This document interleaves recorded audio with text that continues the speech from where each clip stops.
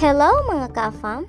Hi, it's me, Mami Jolie! Brigada Eskwela 2024. Ika nga, it's better late than never. Oo, medyo na-late ako kasi meron kasi akong pinuntahan kaya ngayon lang ako nakapag-brigada.